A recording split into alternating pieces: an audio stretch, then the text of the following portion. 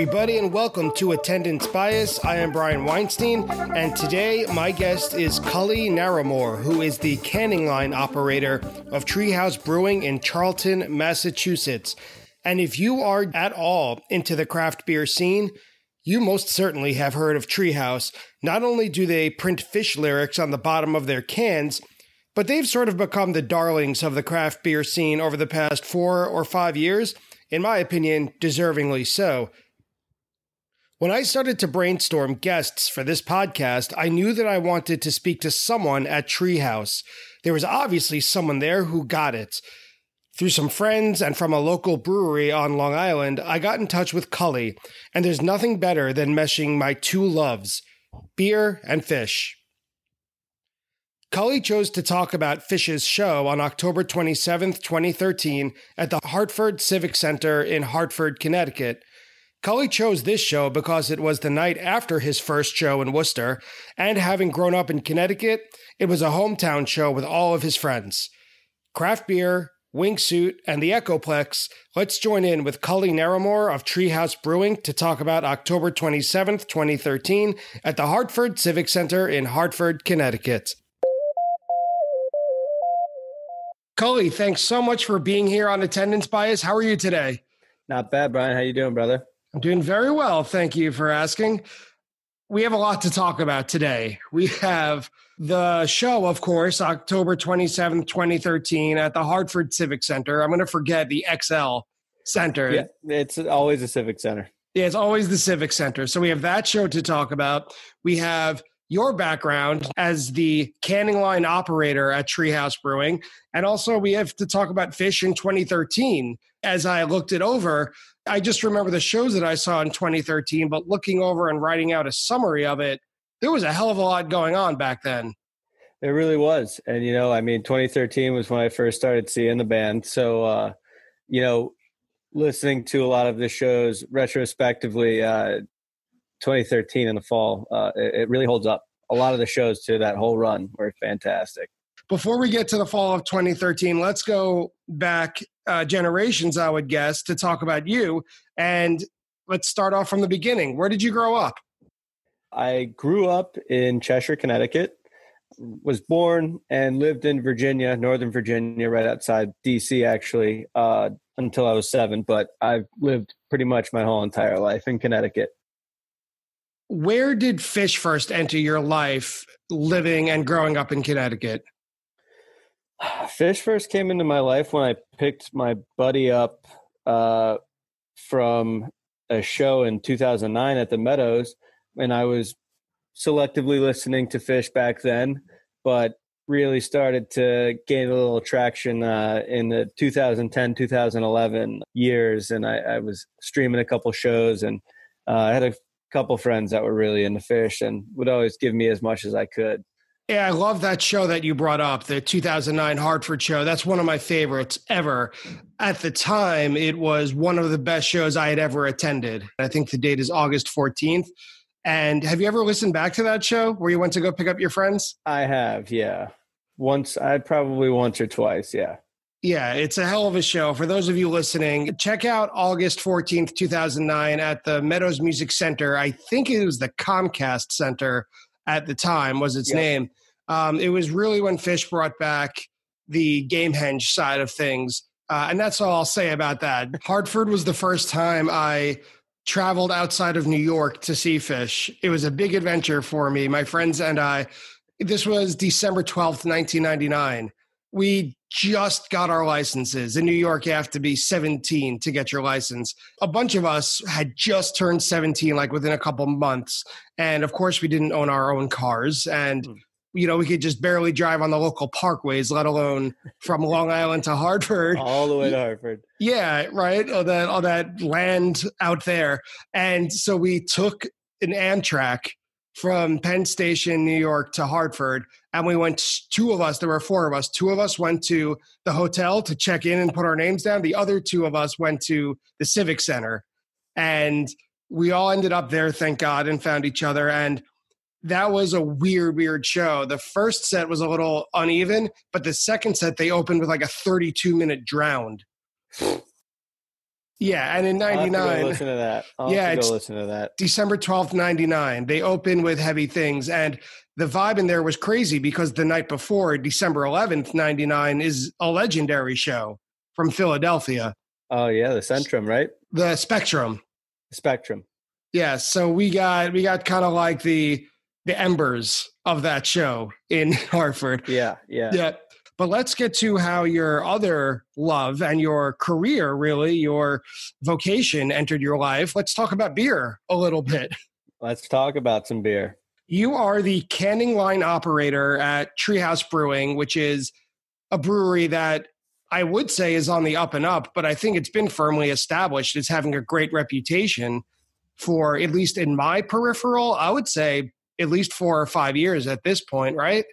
Definitely. I think we're just entering our 8th year of operation. Mm-hmm. I'd probably say since about 2015, it's really taken a foothold and become one of the top breweries in the area, if not the country, for sure.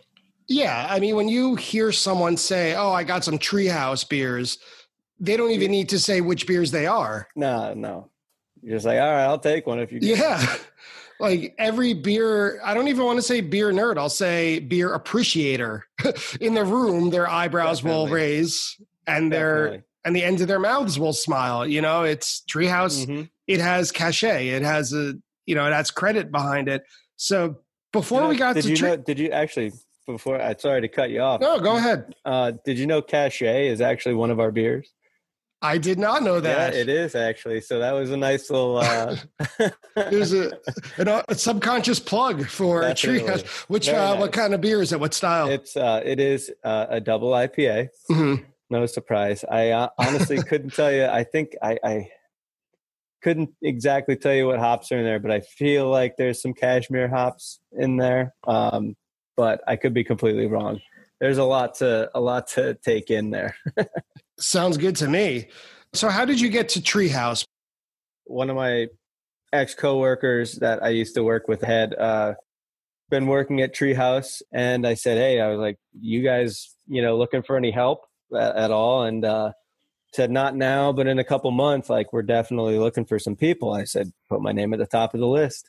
And December of that year, which was December 2017, I was an employee at Treehouse on the packaging team. Was there one beer that changed your mind about what beer could be, or it went from, just having a High Life or a PBR, which is, something refreshing to get you fucked up, to, no, this is a craft beverage? Yeah, no, there's definitely one beer. And like, even starting out, like when I finally got away from the light, crappy beer that we would drink in college, or maybe we didn't drink in college, depending on our age.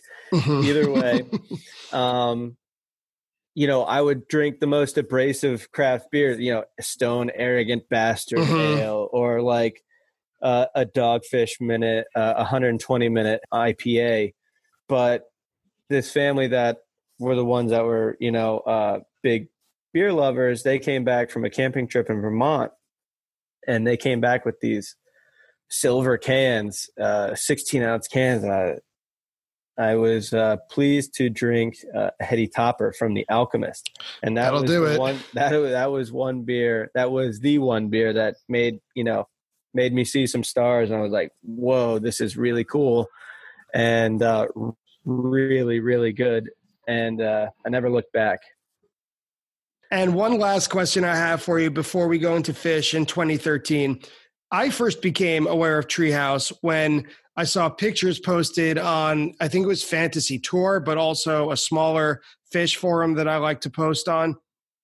Pictures of Treehouse cans, the bottom of them, and I'm sure you know where I'm going with this, that had Phish lyrics or just sayings printed on the bottom, like, "This is what space smells like," or "I don't want a goldfish," just the words "slow llama." As the canning line operator, I have to ask, was it your idea to print those phrases on the bottom of the cans? It was definitely my idea to really start doing more of it. Originally, we use Julius lyrics on the bottom of Julius cans.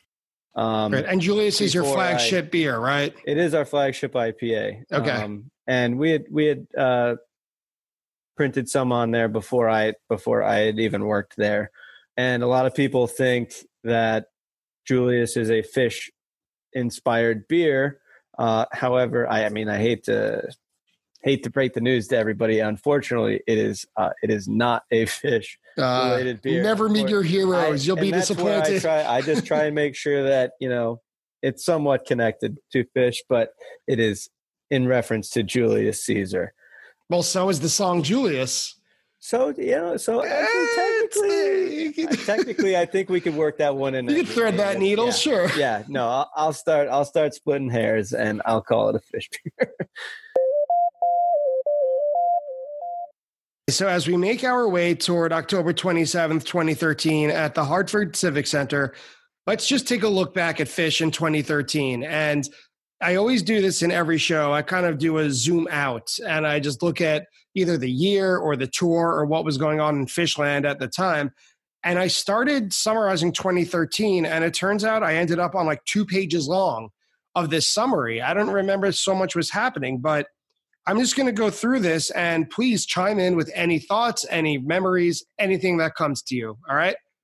Definitely. Phish played 41 shows in 2013, which started with a summer tour that went from Maine to Hollywood, ending in Dick's. They played a shorter fall tour that this show is a part of that is still hailed as one of the best of 3.0. And they closed it with the traditional 4-show holiday run at MSG. And some of the more notable shows and events of 2013, there was a wind and rain soaked show at Jones Beach in July that I remember. And if you talk to anyone who was there, before they mention anything about the music, they'll talk about the rain and the wind and how cold it was. Oh, it was. I've seen a couple shows in the rain, and unless it's 90 degrees out, it's not fun. Have you ever been to Jones Beach? It's kind of like an exposed venue, and it's on the water. So on a cold night with wind and rain, wind whipping through it. It's tough to take in. So there was that show, which I think was July 12th of 2013. A few days later, or a week later, I think, there was a 3-show run at Northerly Island in Chicago that was kind of mangled by the weather. This was very dramatic. They forced one night to be canceled, the weather did. Night 2 then became a 3-set show to make up for night 1. And then night 3 had what I would generously call an uneven harpua with Second City Comedy Troupe. It is very awkward to listen to. Kids these days would call it cringy. And it's like widely regarded as not a very good harpua. And then a week later, they played the Tahoe Tweezer in 2013. And then at the end of the tour, the Dick's run featured the show that had most shows spell something in the set list. Right. And I left out a lot of that summer tour. Those are just kind of the notable points. And then we get to fall, where some that I'll mention are the Hampton Coliseum had a tour opening 3-night run with incredible jams there. That's heavily featured on the Just Jams playlist. They returned to Glens Falls Civic Center for the first time since 1994.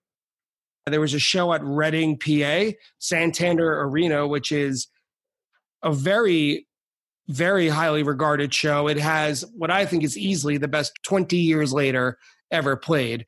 Check that one out. The Halloween run was in Atlantic City. It featured the divisive Wingsuit set that year on Halloween, and then 2 killer shows the nights after. The Wingsuit set, I know it didn't get rave reviews, but I thoroughly enjoyed it for sure. It was weird. I could do a whole podcast just on that show. It was a strange vibe in the room, and its stature has grown since. Because I think that without Wingsuit, they couldn't do the Haunted House, which means they couldn't do Casot Vax. Like, it got them comfortable with playing all new music in one place. But it was also kind of tough when everyone was expecting, like, Eat a Peach to be played. Yeah. And then it's like, when a band plays, oh, here's our new song, and everyone gets a beer and goes to the bathroom. That for 80 minutes. So it was a lot to take in. And it's interesting because like you think about that set and you have Fuego and you have Wombat and Wingsuit. I think those are three songs that are fantastic, and Wombat doesn't get nearly enough play. I agree. And Fuego, I still think, is one of the better jam vehicles of 3.0, especially to come out of a studio setting for sure. Definitely. And there's a lot more to it. I think 555 was played also that night. Oh, yeah. Right? So I love a good 555. Yeah, there was, like I said, in retrospect, it was really great. But I think around this time was kind of you could describe it as either a peak or a nadir of fan criticism and online back and forth, like this hyper criticism that Phish fans are terrible for, that, everything needs to be exactly how we want it, which was kind of what the Harpool was about in Chicago. Mm-hmm. And this was kind of a way to get fans all riled up. And then they just absolutely slayed it the next two nights. November 1st had it, which is my favorite jam ever. I think the Twist was, open set 2 that night. And then an amazing Makasupa Policeman on the 2nd. So it ended with a lot of drama, the fall tour did. Mm-hmm. And the Halloween run was great too. The 29th and the 30th especially. And New Year's Eve had the magical Jemp truck set. I thought that's, I use that word magical, and a lot of Phish fans, when they talk about Phish, they throw that word in there. I really felt like we were witnessing in real time. I thought we were witnessing like a time machine. Definitely. I mean, obviously with the truck, and then, Page is sitting on milk crates. They have the hockey stick microphones, which hit home for me because I'm a hockey guy. Mm-hmm.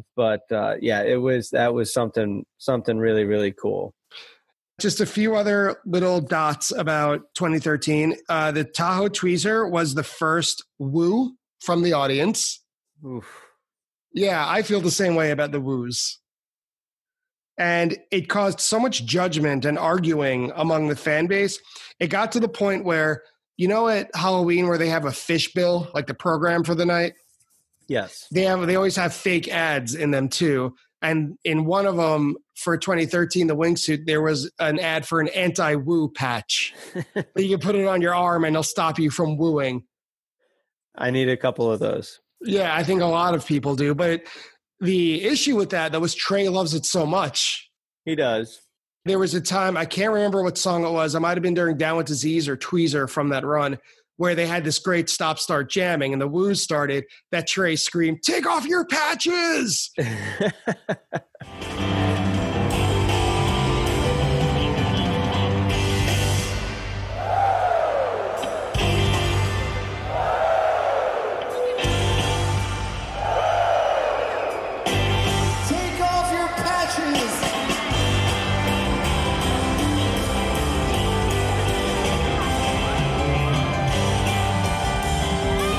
Did you take yours off?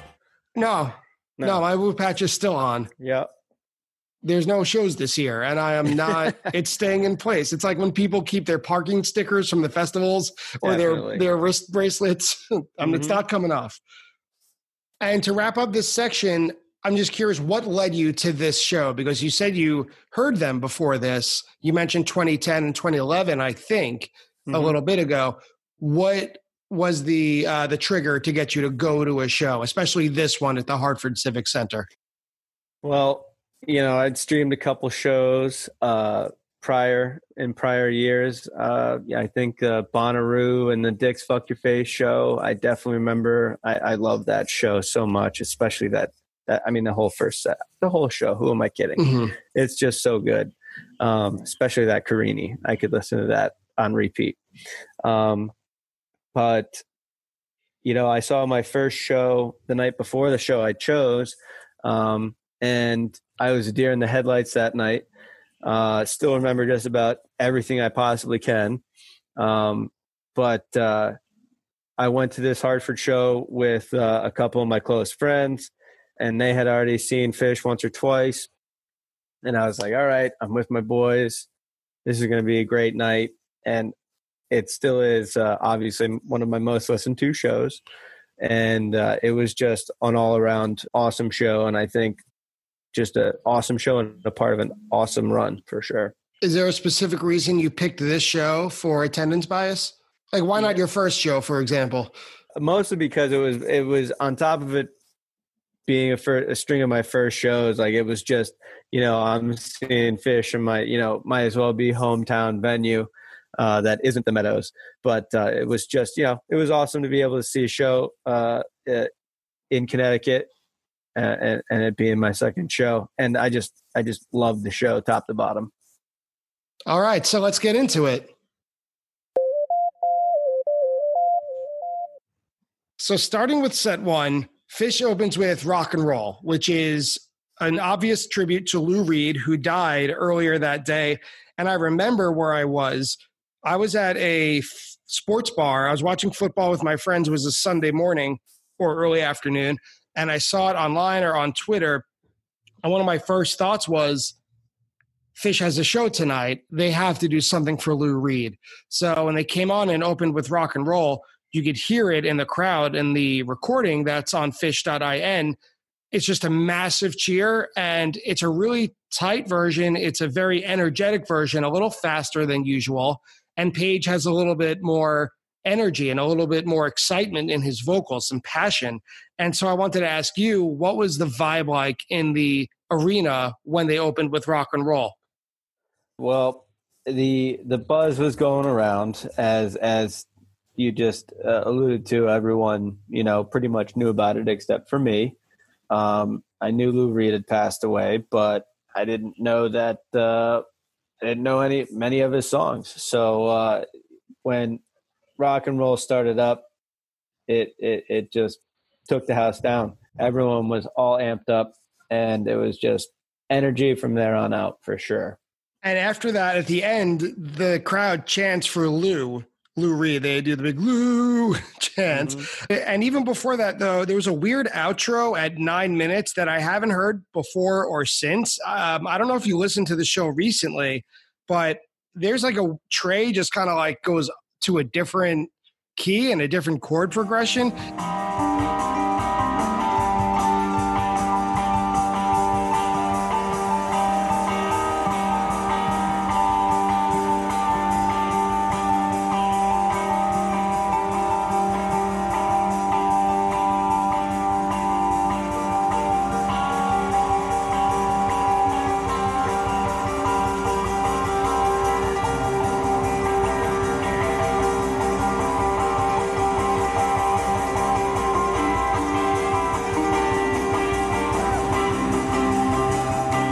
It's almost like he's sending a message to the other guys that he's ready to end the song. So after he's done with that, they come back, they end it, and then he asks for a moment of silence, in his words, for one of the greatest artists who ever lived. And then I had to giggle because the crowd cheers like crazy during the moment of silence. Absolutely. Everyone was so pumped because it was such a ripping opener, Sometimes I even heard a couple shushes in there because Phish fans needs to shush every once in a while, even though we're not stuck in '93. But it was just an awesome tribute for sure. Ocelot is next, and to me, when I was listening, that kind of felt like the more, all right, now let's settle in. Like now it's time for the show to really get moving. And Ocelot is languid, as usual. That's just how it is as a song. It's a good settling in song, and it ends with a really strong ending. And that's just, like you said, just a really settle down kind of song, but really just got everyone. It certainly got me moving. I love a nice Ocelot, just when it gets nice and spacey and everything like that. It really hits the right gears. And after Ocelot, they go to Tube, which is one of my favorite songs. I saw Tube at my first show, and so like for sentimental reasons, I'm always looking to hear it, even if it's 4 minutes or if it's 15 minutes, doesn't matter to me. And we are still in the part of 3.0 where Tube wasn't jammed. And I think lately, like in starting with the Baker's Dozen, really, they've started stretching it out a little bit more. But in this one, they're done with the lyrics or like the song part, I guess, after 50 seconds, 50, and it's still so tight and funky, even with a key change a little bit past a minute. So they pack a lot into this little package. And this is you just mentioned the Baker's Dozen tube. That was the first night I was on the floor at MSG. I love that tube very much, but this one I still think just takes the cake, even though I love the jammed out tube.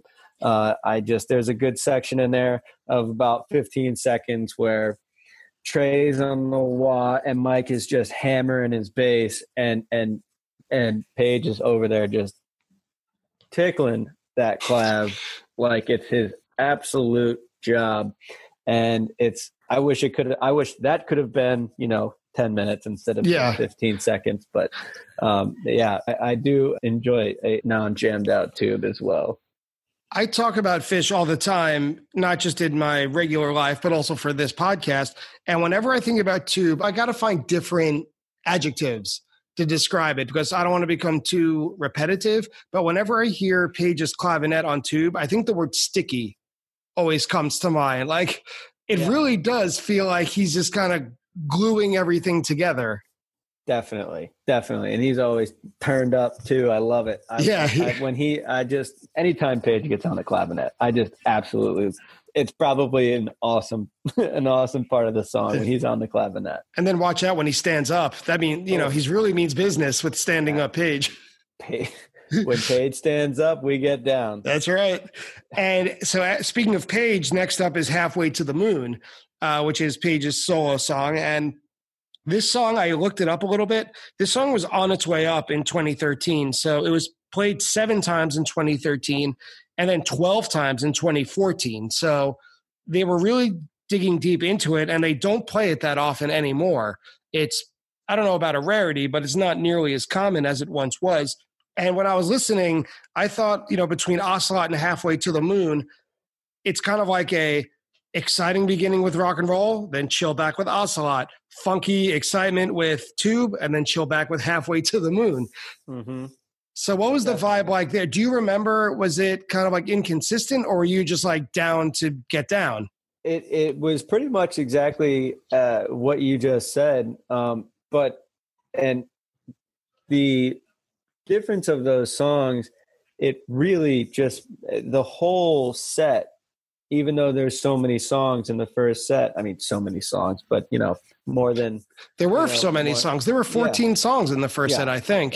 It was a decent amount, and I still think that whole entire set flows so well, and it was just, I think, a very well played show.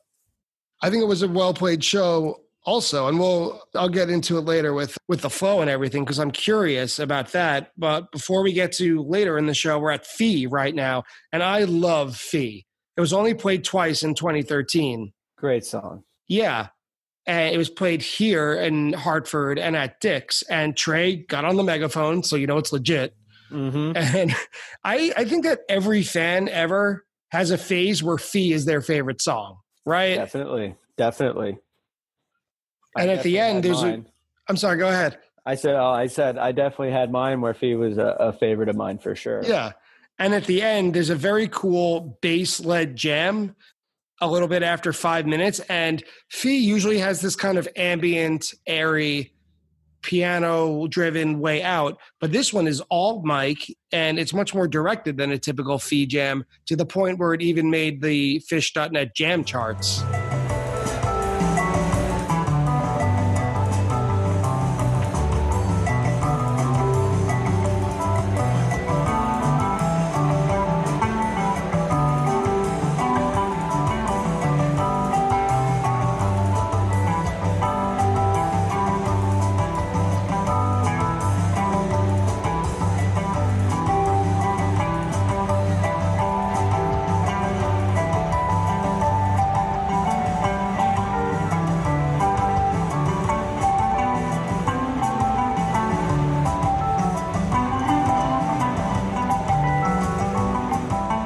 I did not know it made the jam chart, but it's a beautiful outro, and I remember specifically from that Kuroda had the whole place dark, but was only lighting up behind the stage, and it looked like rain coming down down on the backdrop there behind the stage, and he lit that one perfectly for sure. I love that.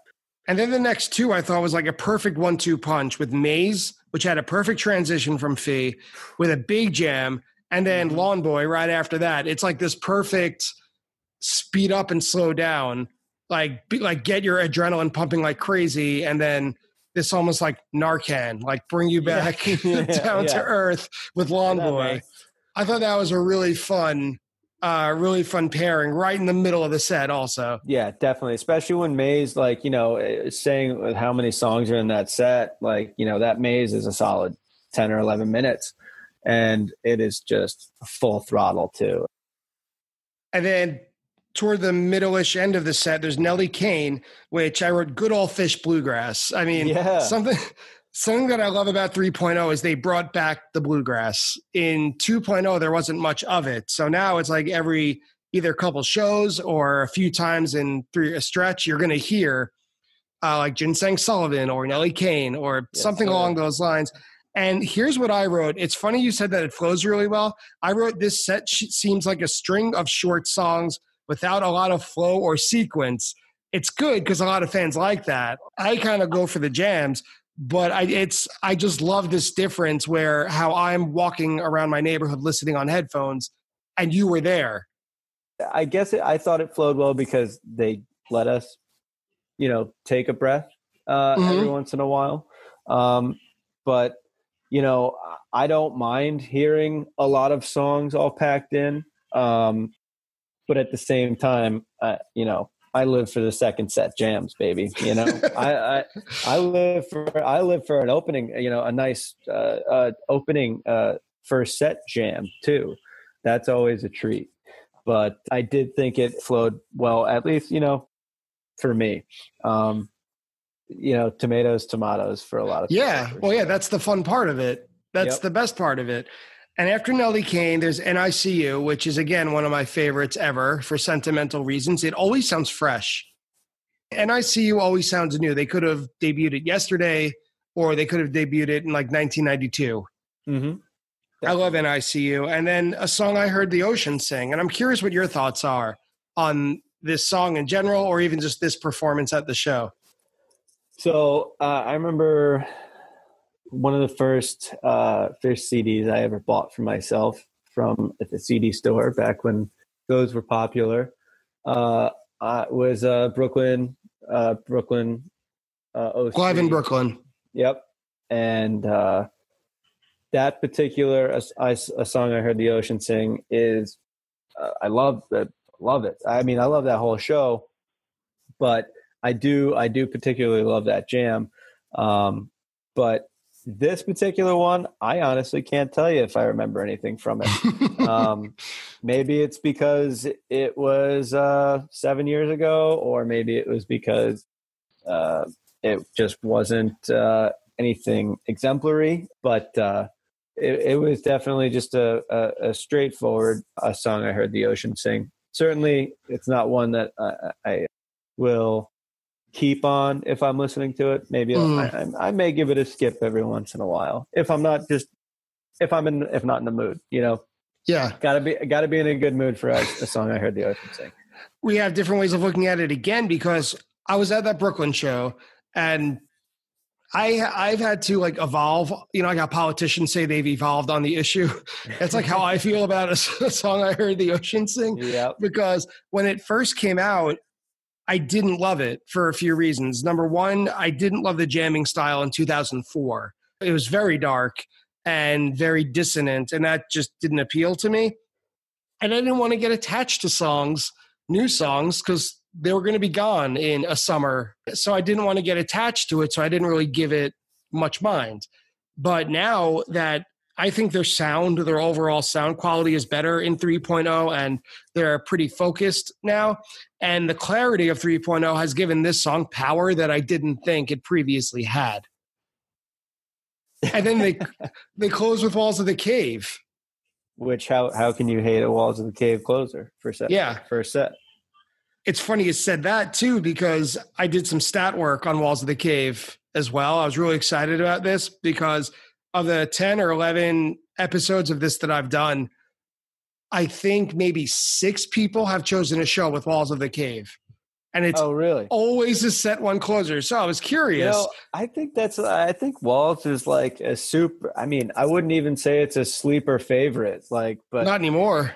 No, not anymore for sure. I think it definitely gets shown the love it deserves now, but it seemed like, it wasn't for a while. So the stat work that I did, and I agree with you because I've also had to evolve on Walls of the Cave because again, it was a new song in 2003. And so I also didn't want to get too attached to it. But anyway, so it was played 7 times in that year in 2013, 5 times as a set closer. So 5 out of 7. But bigger than that, from that show, from October 27th, 2013 to today, right, the most recent shows, it's been played 34 times. Every single time but once, it's been a set closer. Well, it's got its territory. Yeah, it certainly does. And the band knows it, which is great. And this one has some great tension and release jamming as well. So how did you feel overall about the first set? I definitely, again, being so new at that time, I was still on cloud 9. I was just like, I don't know what I just saw, but I loved it. And I want some more.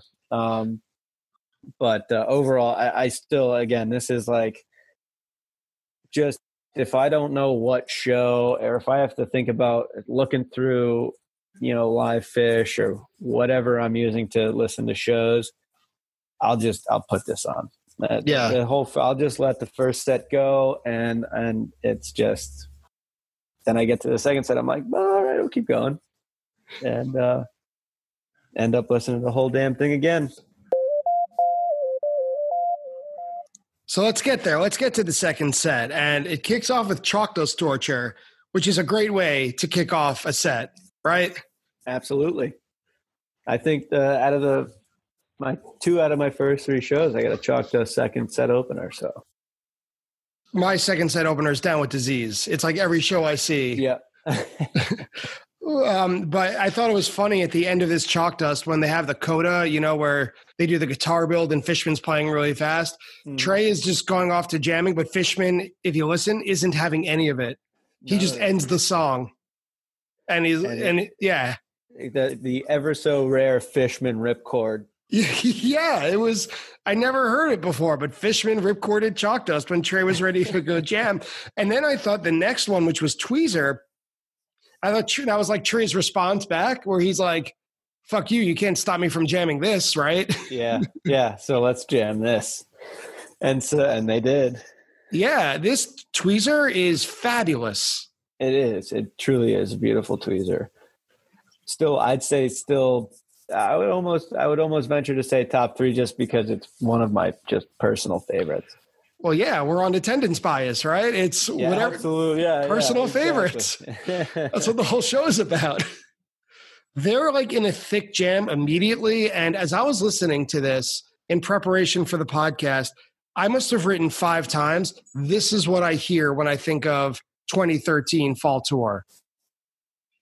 Definitely. Just immediate, concise, and they're all locked in. They're all locked in right from the get-go. Yeah, they're locked in immediately. I wrote they're in a thick jam already, and it was only 5.5 minutes in. It's like right after the Uncle Ebenezer part. Mm-hmm. It's like they turned on the gas right away.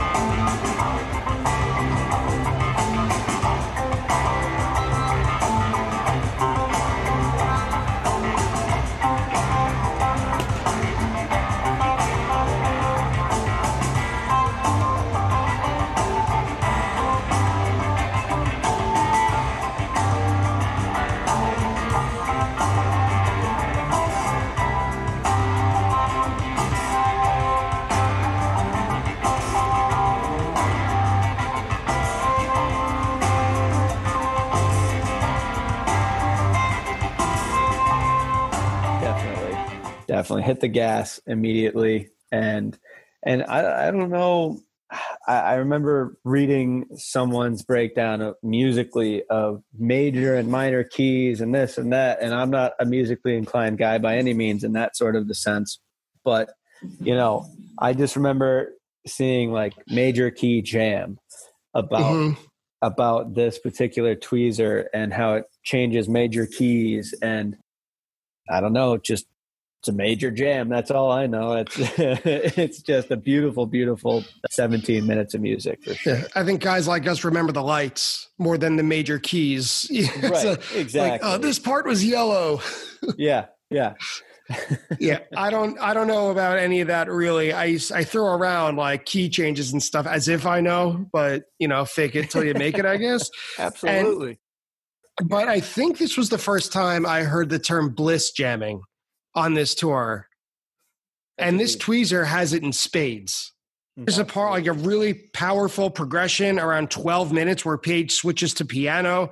And I wrote, this is the sort of music I think when I heard the term bliss jamming, it just makes me feel good.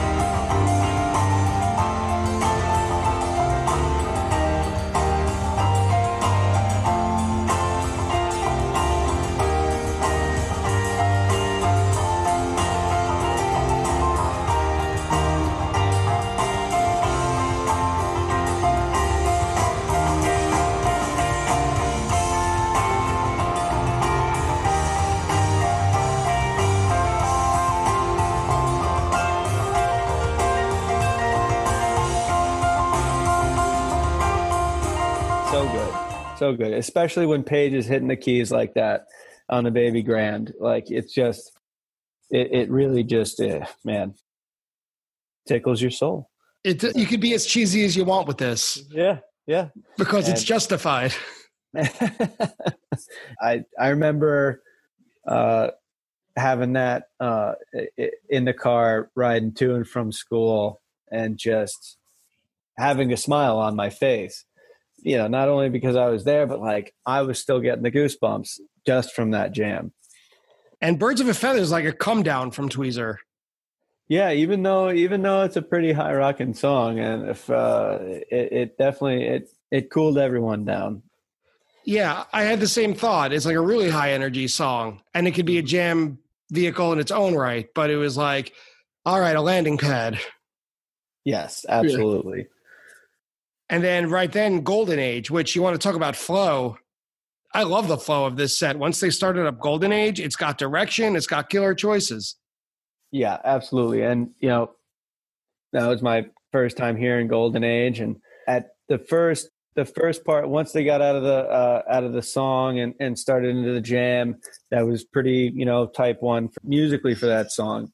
There was a major like shift in jamming about, I want to say it was probably 11-ish minute mark or something like that. Mm-hmm. This had something to do with the woos too. I don't know if the woos were before or after what I'm thinking of, but I think it's after. But Fishman just boom, boom, and then literally it took one drum beat for Fishman to drop into what he wanted, and they all heard it and were like, oh yeah, like that's what we're talking about, right? And they just, unfortunately, that's just like the tube jam that I was talking about, how there's like 15 seconds that I just wish kept on going forever.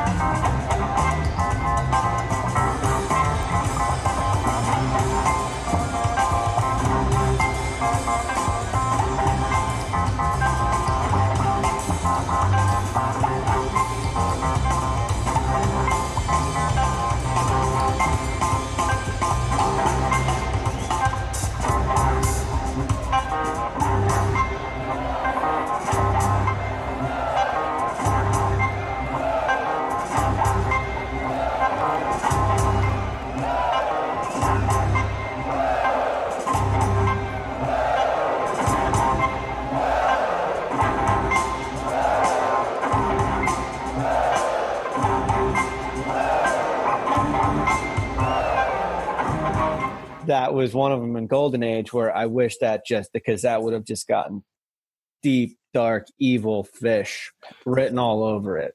There's a lot of good stuff in this Golden Age. There's a part toward the beginning where Trey does like a James Brown Superbad kind of riff, and then Fishman hears it right away, and they do it together.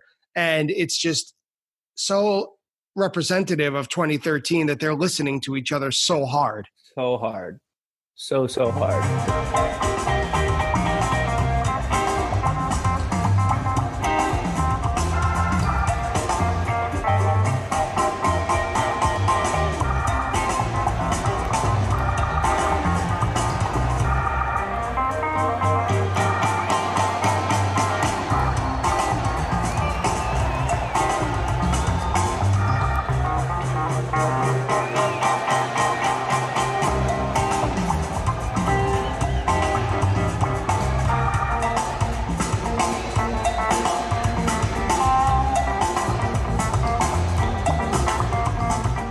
And after that kind of slows down and peters out, there's Halley's Comet, which is a completely different vibe than Golden Age. Absolutely. And that was like a nice little short, jammy filled Halley's that again was just, I think, merely a segue, just like Birds was. It's like a palate cleanser. Yes. Or in case anyone needed a bathroom break, whatever. That's right. Right. No judgment.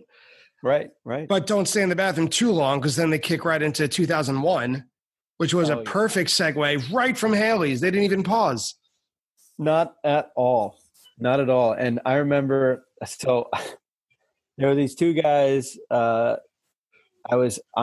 had an aisle seat, and these two dudes were standing on the stairs. And every time a security guard would come around, they're like, can we just scooch into the row? We're like, yeah, of course, no problem. And one of the guys was wearing a Reptar shirt from the show Rugrats, which is I'll always remember it. But he and his buddy had snuck in a bag of wine somehow. I still don't know how they did it. But the whole entire show, they were chanting and yelling, "Drop the hammer! Drop the hammer!" The whole entire show. 2001 drops. They just dropped the fucking hammer. And I was just like, all right, these guys, I'm in with these guys. I like this. They went home happy. Yes, they certainly did. And this is a good 2001. Again, it's not so long, but that doesn't matter, because Trey goes right again to the echoplex around 3.5 minutes. And there's this 3-step progression. Again, I don't know my musical vocabulary very well. Mike begins it, and it kind of developed over the course of the tour. So if you ever listen to that Halloween run, like not Halloween necessarily, but November 1st and 2nd, you could like hear this progression as it flowered. Like it really built on itself.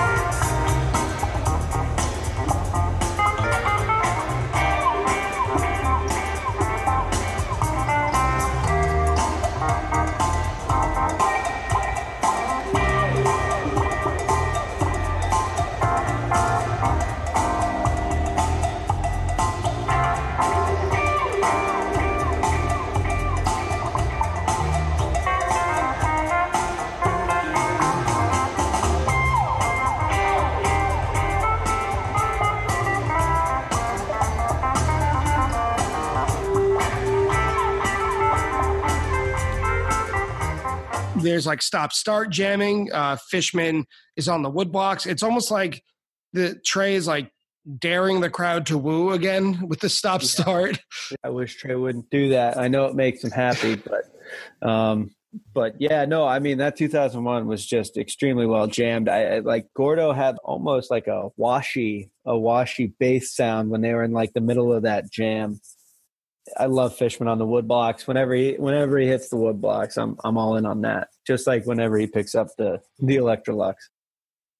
Yeah, and if Golden Age and Tweezer, okay, Golden Age, all right, 2001, it's like, all right, you're enough. Like I don't mean that like I'm fed up, but it's like you could go home with anything.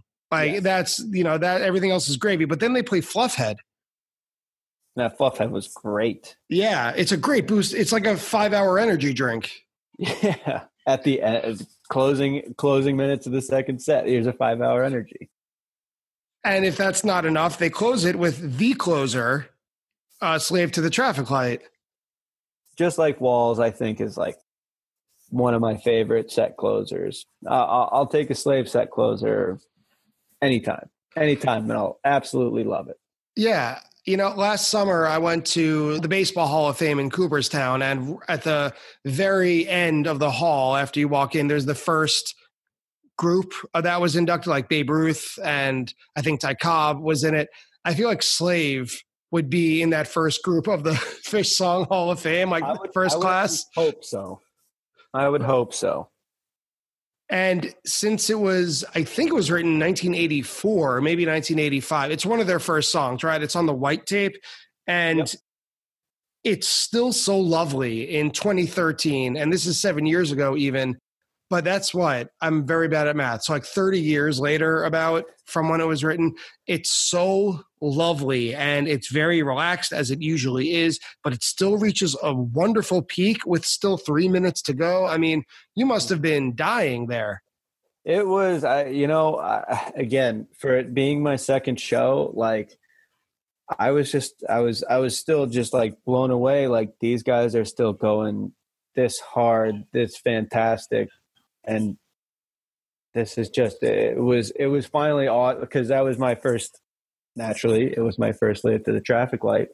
And I don't know how many times I've listened to a live one, but, hearing Slave finally after listening to it for so many times on a live one, it was just like euphoria. I think a lot of us have that connection with versions from a live one, specifically that live album, where it's like those are the versions, like Chalk Dust or Harry Hood or Squirming Coil, or in this case, Slave to the Traffic Light, where everything else is kind of, I don't know about measured up against it, but that's the template. Definitely. And we hope that every time we see those songs, it makes you feel like the way a live one did. Mm-hmm. Absolutely. And the encore is like the ultimate 1-2 punch of Loving Cup and Tweezer Reprise. Can't get much better than that 1-2 punch. Yeah. I like that. Like the energy must have been ready to explode, the XL Center. Especially just after just a ripping Loving Cup, and Twee Prize is coming, and the second it comes on, everyone's just, oh boy, because they know it's that. We all know when Tweezer Reprise comes on, like, that's it, and we're just, all right, one last shot, here we go. And it was really, really, really awesome. So that's the show. That's the end of it. Overall, just listening to it years later, having never heard it before, I thought it was a very solid show that didn't pack too many surprises in the first set, but offered a lot of fun and big jams in set 2 that had an embarrassment of riches for the set list in set 2. So any last thoughts before we close it up on Phish on October 27th, 2013? Anything we didn't touch on? Anything you'd like to say? Well, I hope everyone will give this one a listen if you haven't before. Other than that, I hope everyone's drinking an all right beer right now. And thanks for having me on. Cully, it's been such a pleasure. Thank you so much. Not a problem. Take care. And there is my interview with Cully Naramore of Treehouse Brewing. Now, our conversation went all over the place, but throughout our conversation, we threw out a lot of facts, figures, and dates, and I had to go back and make sure that they were all accurate. So now it's time for the attendance bias fact check. When talking about shows in Hartford, I mentioned the show from December 12th, 1999 at the Hartford Civic Center. I also mentioned the version of Drowned that opened the second set. I said that it was 32 minutes long, but it turns out I was off by 1 minute. That version of Drowned is 31 minutes and 2 seconds, and there is a link to that in the show notes today. The jam on November 2nd, 2013 in Atlantic City, when Trey told the crowd to take off your patches during a fantastic jam, it was during Piper, not Tweezer or Down with Disease, as I guessed. For this show, October 27th, 2013, I said that there were 14 songs in the first set, but I was wrong about that. There were actually 11 songs. I also said that NICU always sounds fresh to me, no matter when it's played. I said that it could have been written yesterday or 1992. NICU did in fact debut on March 6, 1992 at the Music Hall in Portsmouth, New Hampshire. And Slave to the Traffic Light actually debuted earlier than I thought. I said maybe 1985 or 1986, but it was played at one of the earliest Phish shows on December 1st, 1984 at Nectar's. And that's it for us today on Attendance Bias. If you enjoy Attendance Bias, please support the show by rating, reviewing, and sharing it on your podcast provider of choice. I'd like to thank Phish.in, Phish.net, and of course, Cully Naramore of Treehouse Brewing for being on today's show. And most of all, thank you for listening, and please join me next time on Attendance Bias.